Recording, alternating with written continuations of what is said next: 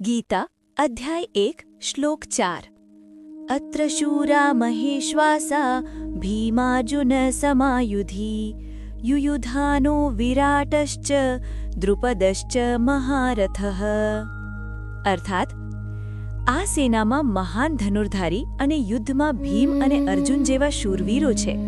યુયુધાન એટલે કે સાત્યકી, વિરાટ અને મહારથી દ્રુપદ પણ છે। ચાલો વાતને થોડી વિસ્તારમાં સમજીએ।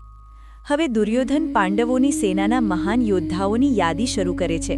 ધ્યાન આપજો, તે ફક્ત સેના મોટી છે એમ નથી કહેતો, તે ખાસ નામ લઈને કહે છે કે અહીં તો ભીમ અને અર્જુન જેટલા બળવાન યોદ્ધાઓ છે। આ શબ્દોમાં શું છે? થોડી ચિંતા, થોડો સ્વીકાર અને થોડું અંદરનું કંપન। દુર્યોધન શું કરી રહ્યો છે? બહારથી તે આત્મવિશ્વાસ બતાવે છે, પણ અંદરથી તે ગણતરી કરે છે કે સામે કોણ છે?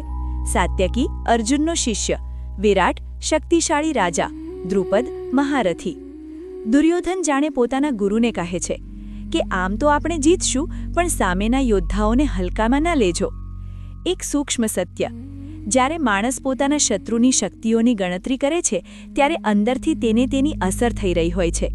આ શ્લોક બતાવે છે કે દુર્યોધનને ખબર હતી કે સામેની બાજુમાં ગુણ અને શક્તિ બંને છે।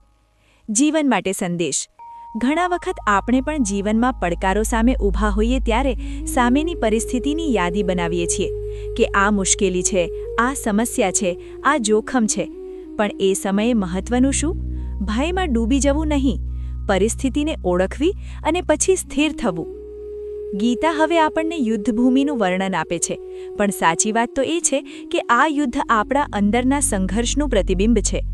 આગળના શ્લોકમાં દુર્યોધન વધુ યોદ્ધાઓના નામ લે છે અને એની અંદરની સ્થિતિ વધુ સ્પષ્ટ થાય છે। ચાલો આગળ વધીએ। નમસ્કાર।